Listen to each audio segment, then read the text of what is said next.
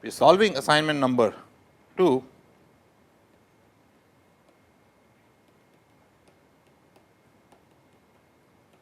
And in this part, I am going to solve the problems related to vector calculus and calculation of electrostatic potential.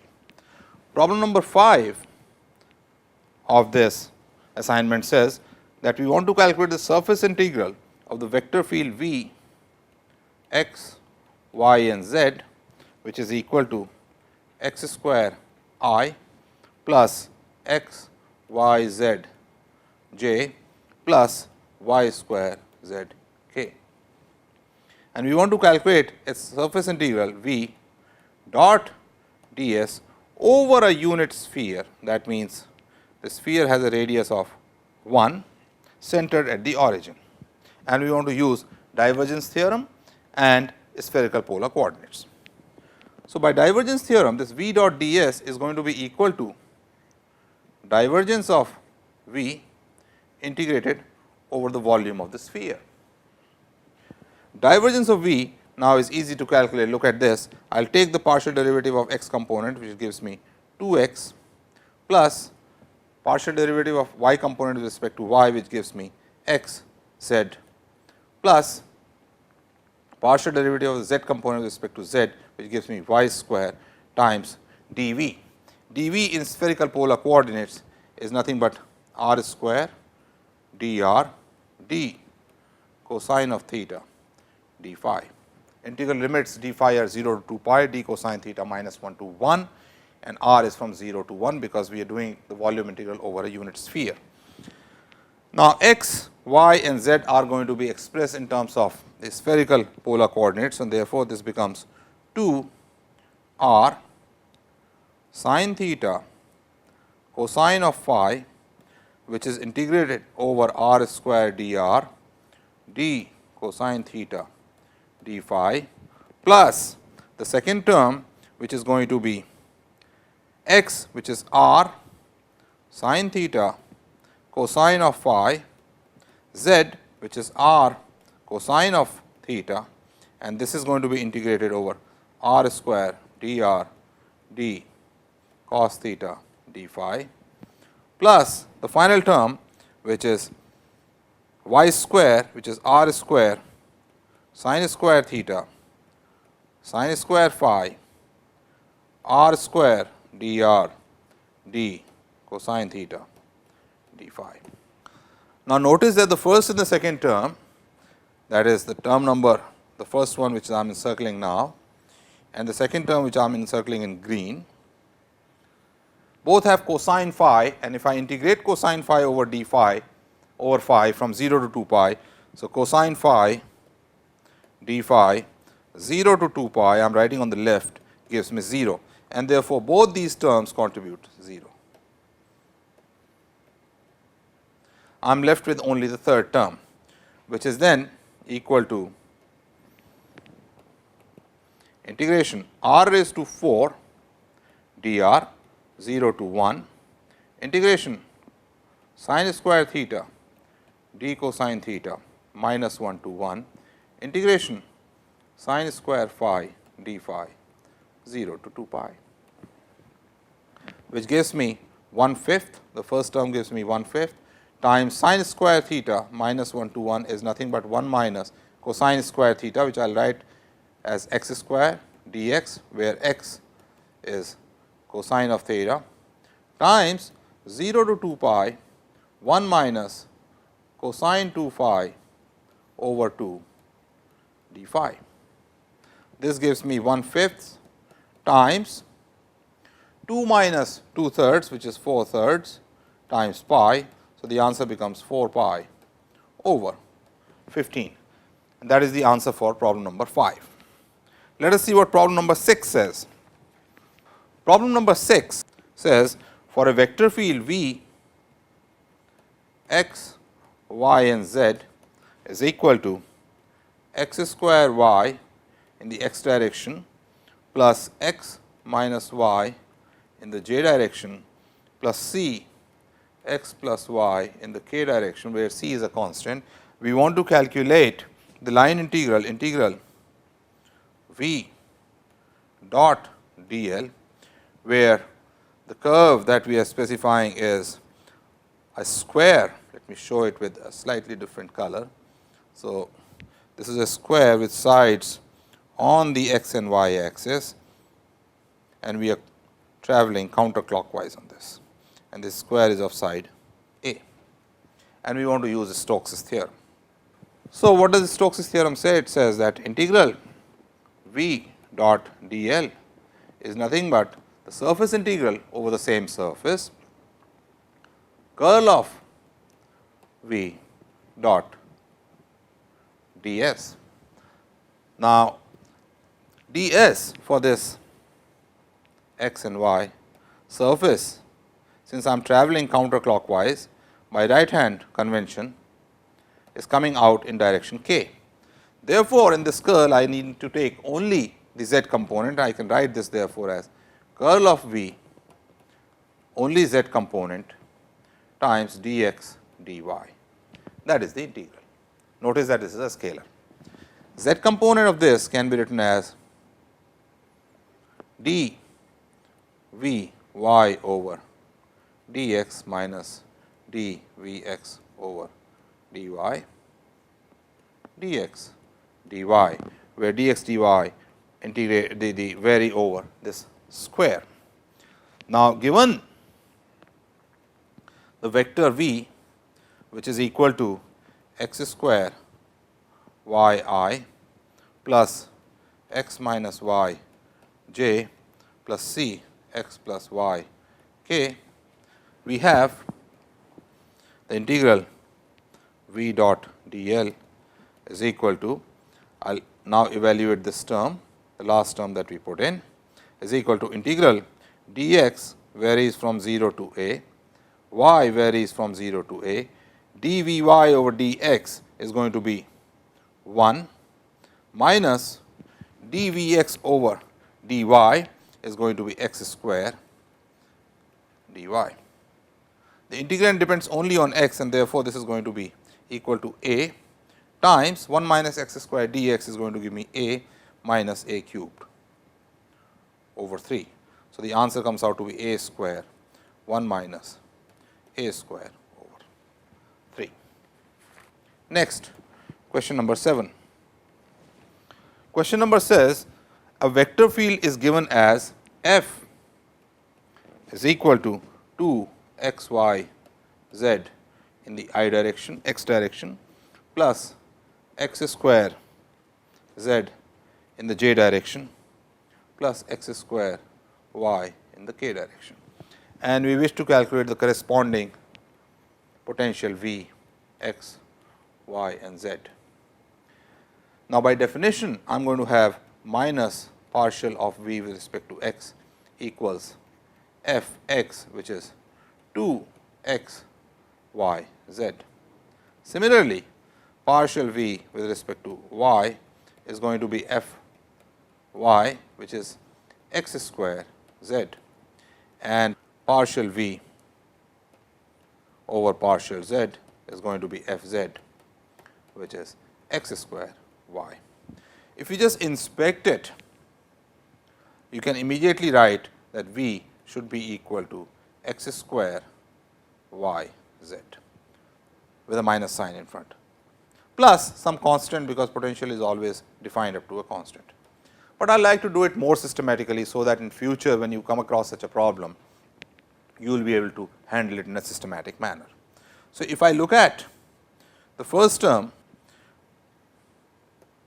partial v over partial x is equal to 2 minus 2 x y z, and if I integrate it with respect to x, I am going to get v x y z is equal to minus x square y z plus a function which is function of y and z only. Why? Because when I differentiate this entire function with respect to x, the first term gives me the correct answer minus 2 x y z, and when I differentiate f, which is a function of y and z only with respect to x, it gives me 0. So, a possible form of v x y z is minus x square y z plus a function of y and z. Now, I know that minus partial v over partial y is minus x square z plus minus df over dy. But I am already given from the problem that this is equal to minus x square z. This should be plus. Okay. dv by dy is already given to be minus x square z. I cancel these terms and I get df dy is equal to 0. This can mean only one thing, that f is a function of z only. And therefore, now we have nailed it down to v x y z, therefore, should be equal to minus x square y z plus a function of z only. Now, let us take partial of v with respect to partial of z, which gives me minus x square y plus df dz. But this is also from the given force field is equal to minus x square y. Again, if I cancel terms, I get df dz is equal to 0, which can only mean that f is a constant. And therefore, I have my answer, which is v x y z is equal to minus x square y z plus a constant. Given any force field, you can therefore do this kind of integration. First integrate x component, then y component and z component, and instead of constants you keep putting the functions of other variables whose derivative with respect to x, y or z gives me 0. Next, let us do problem number 8, which says for a given potential function, we are given a potential function v x y z is equal to z minus 2 x square minus 3 y square, a constant potential surface passing through x equals 1, y equals 2 and z equals 1 will be described by. Now, if the potential surface is passing through these 3 points, that means the potential value at that point is going to be equal to 1 minus 2 minus 3 times y square, which is 12, which comes out to be minus 13. And therefore, the surface will be described by z minus 2 x square minus 3 y square is equal to minus 13, or 2 x square plus 3 y square minus z equals 13. That is the answer. Next, let us do question number 9, which says using the gradient operator, one finds that the unit vector normal to the curve defined by, we are defining a curve 4 y square plus 9, this is 4 x square plus 9 y square equals 36, and passing through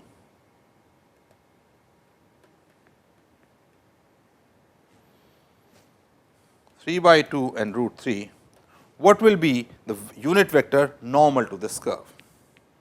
We want to use gradient operator.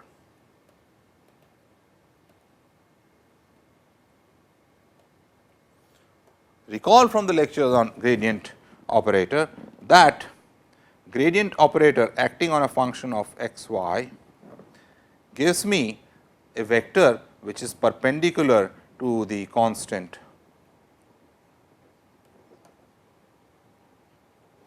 potential surface or contour. This we proved. Now, here I can take this f x y to be 4 x square plus 9 y square. It will have different contours depending on if I make f x y equals constant, and the particular contour we are talking about, here is f x y equals 36, but that does not matter. Now, if I take the gradient of f x y, which is equal to x d by dx plus y d by dy plus z d by dz on f x y, it will give me 8 x in the x direction plus 18 y in the y direction. And this is going to be perpendicular to the contour. Where do I want to calculate it? I want to calculate it on this particular surface, which is f x y equals 36, and the point at which I want to calculate is x equals 3 by 2 and y equals root 3. And therefore, grad f x y at that point is nothing but 12 x, x I have put in. So, this will be 12 I plus 18 root 3 j, and all we want to do now is make it a unit vector. So, this vector which is given as 12 I plus 18 root 3 j, unit vector, let me denote this by n, is going to be 12 I plus 18 root 3 j divided by square root of 12 square plus 18 root 3 square. So, which is 18 square times 3. This I can write as 6 I can take out. So, 12 I plus 18 root 3 j divided by 6, inside I will be left with square root of 4 plus 27. So, which is 2 over root 31 I plus 3 root 3 over 31 j. That is the unit vector perpendicular to the surface f x y equals 4 x square plus 9 square equals 36. The direction of course is given from lower value of the contour to the higher values of the contour. Next, problem number 10 asks the electrostatic potential on the axis of a uniformly charged disk. So, we have a uniformly charged disk, let us say it is in the x y plane, and it has a surface charge density sigma, and we want to calculate the potential at a height z from it. Notice in this case that we are calculating the potential, therefore, I do not really have to worry about vector components as we did in the problem in the first assignment where we were calculating the force, and therefore, calculation of electrostatic potential becomes slightly easier. Now, what I will do for this is take a ring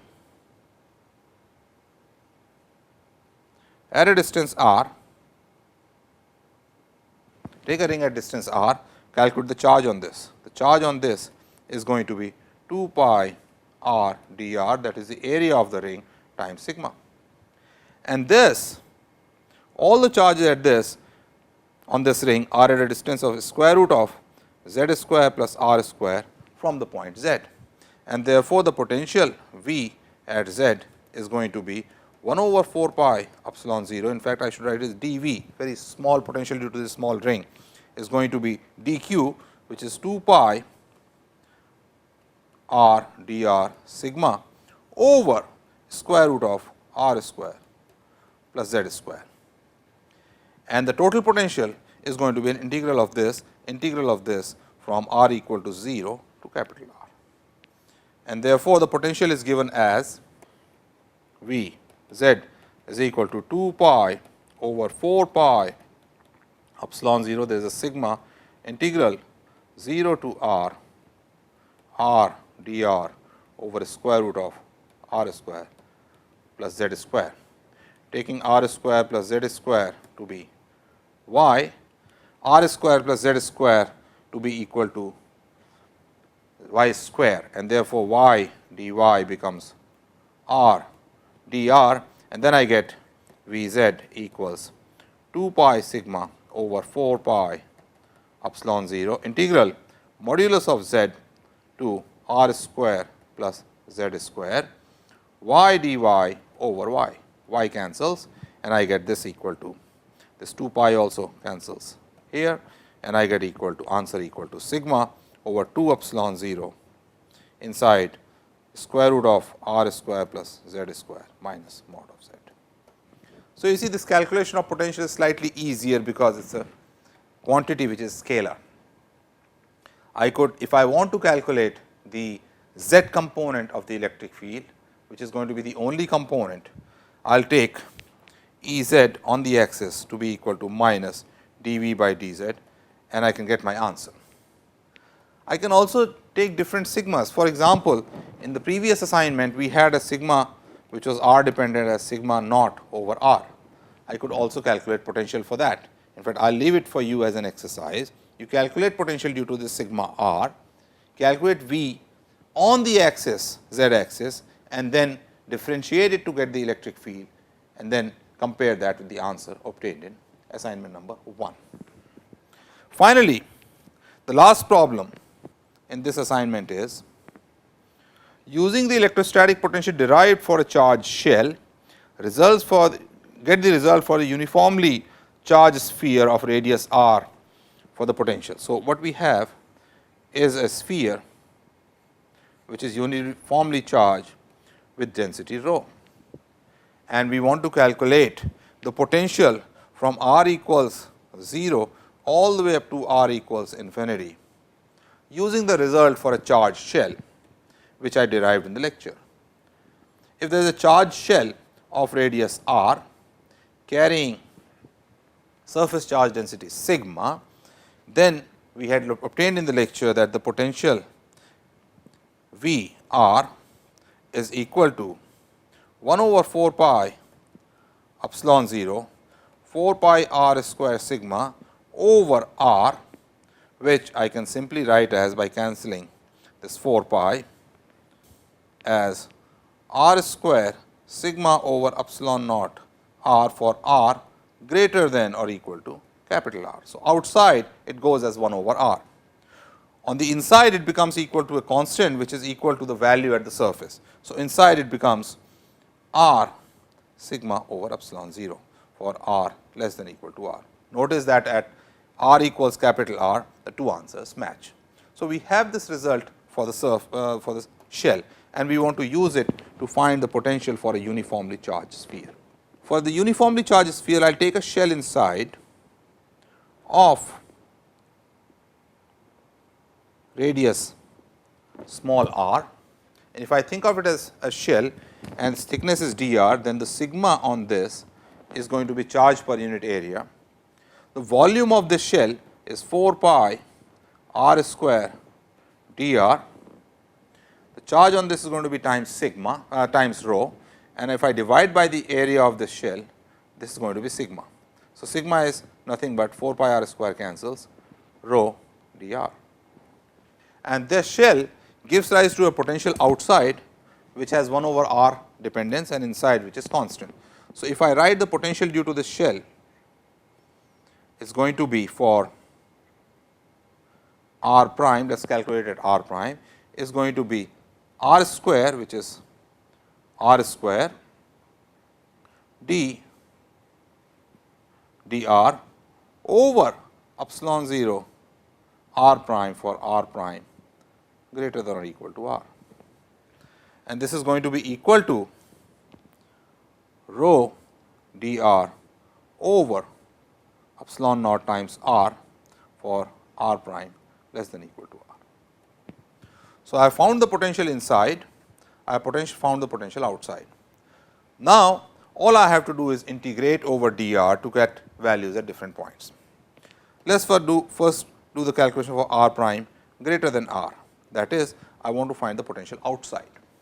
For outside, if r prime is greater than r, all the points are lying outside all the shells considered here, and therefore, the potential at r prime greater than r is going to be, the only expression that will work here is the first one, because all r primes are greater than the biggest shell I can take, and therefore, this is going to be 1 over epsilon 0 r prime integration r square dr, rho anyway comes out 0 to r, which is going to be rho r cubed over 3 epsilon 0 r prime.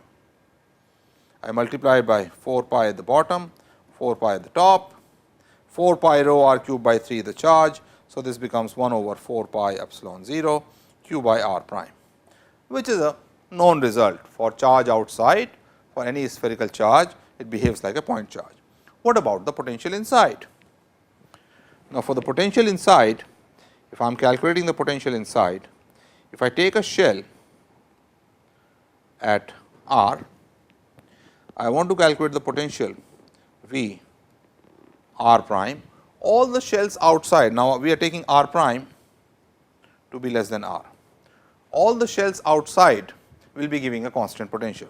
So, this is going to be all the potentials or the shells outside from r prime to r are going to give me a constant potential, which is equal to rho dr r over epsilon 0, plus the shells from inside 0 to r prime are going to give a potential which is like potential of a point charge or q over r, which is going to be nothing but r square rho dr over epsilon 0 r prime. So, this is going to be the final answer, which I can write as rho over epsilon 0 r square by 2 from r prime to r plus rho over epsilon 0 1 over r prime r cubed over 3 from 0 to r prime. So, this answer is rho over epsilon 0 to epsilon 0 r square minus r prime square plus rho over 3 epsilon 0 r prime square, which comes out to be rho r square over 2 epsilon 0 minus rho r prime square over 6 epsilon 0. Taking rho equals q over 4 pi r cubed divided by 3, which will go up, I can write this answer as, so we have potential V r, which is rho r square over 2 epsilon 0 minus rho r prime square over 6 epsilon 0, and I am putting for rho 3 q over 4 pi epsilon 0 r square over r cubed minus 3 q over 4 pi r cubed r prime square, this is at r prime, sorry, r prime square over 6. So, this comes out to be 3 by 2 q over r, there was a 2 also 2, 3 by 2 q over r minus, there is an epsilon 0, 3 1/2 q r prime square over r cubed 1 over 4 pi epsilon 0, and that is the answer.